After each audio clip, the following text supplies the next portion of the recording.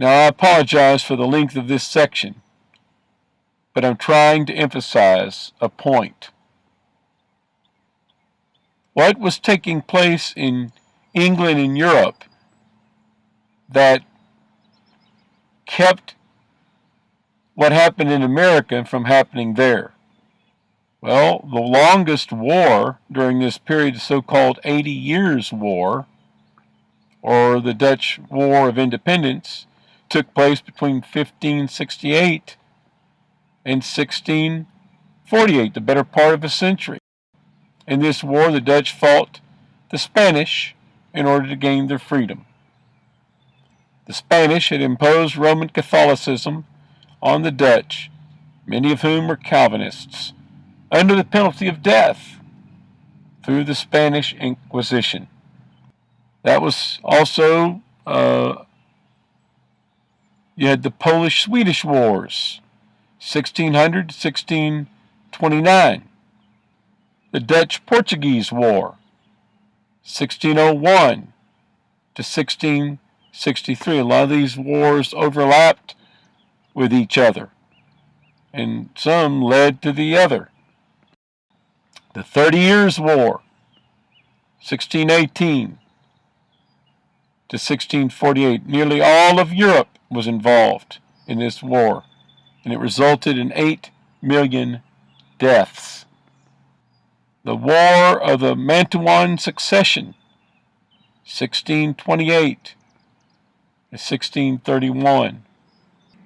There was the Franco-Spanish War, which was a part of the 30 Years' War and the War of the Mantuan Succession. The Franco-Spanish War, 1635 to 1659.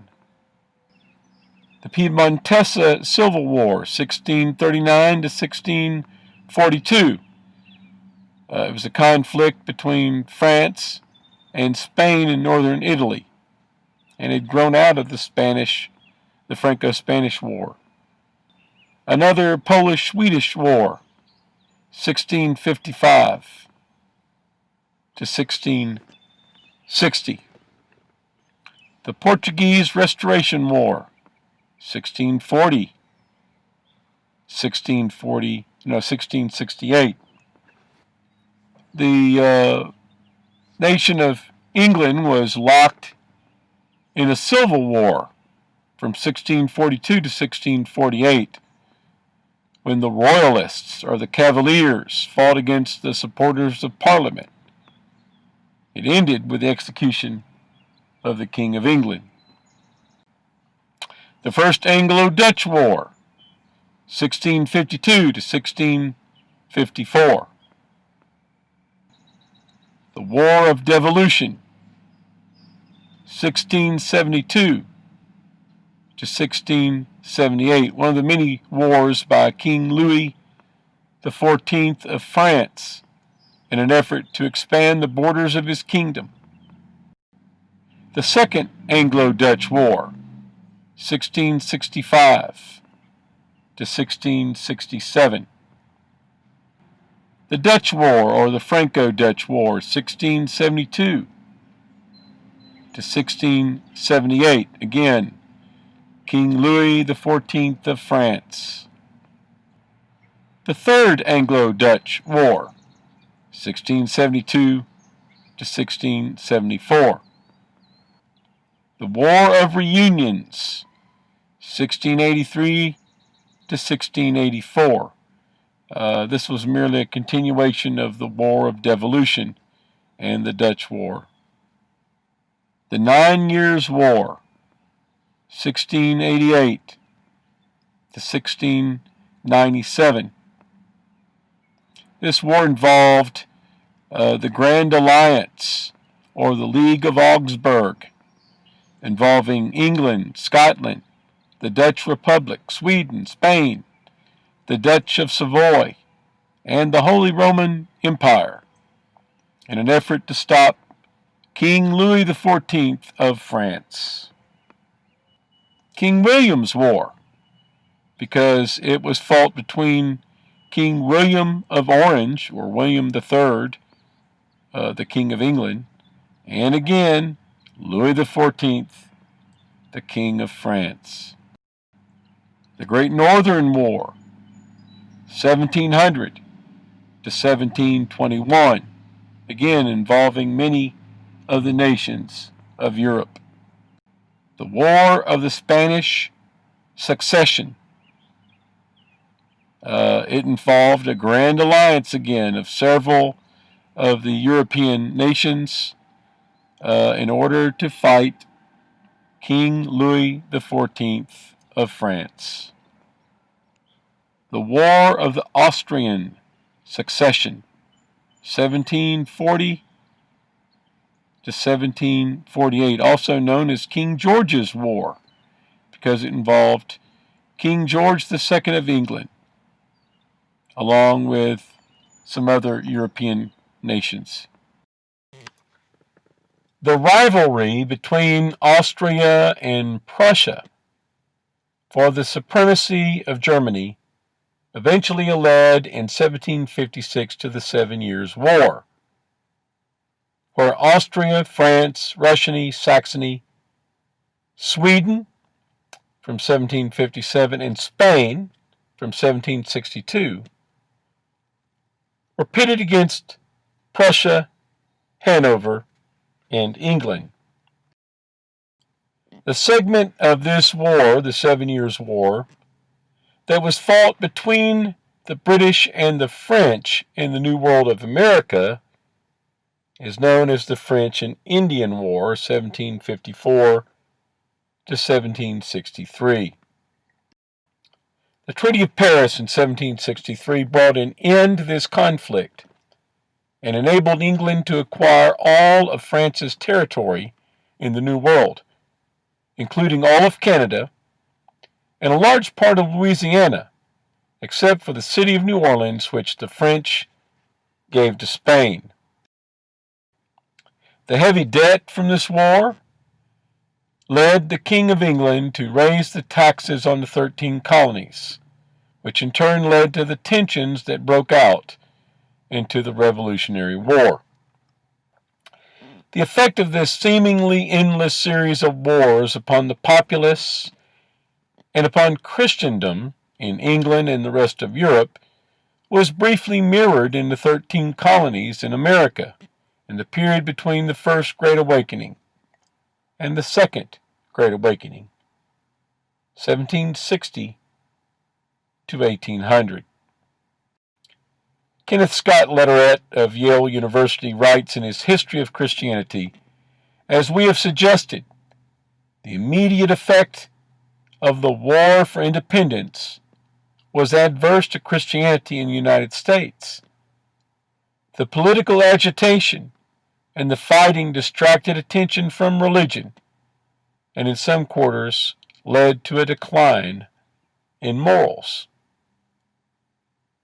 So you can see what the effect was of war in just the brief war that we had here in the French and Indian War, and then the Revolutionary War.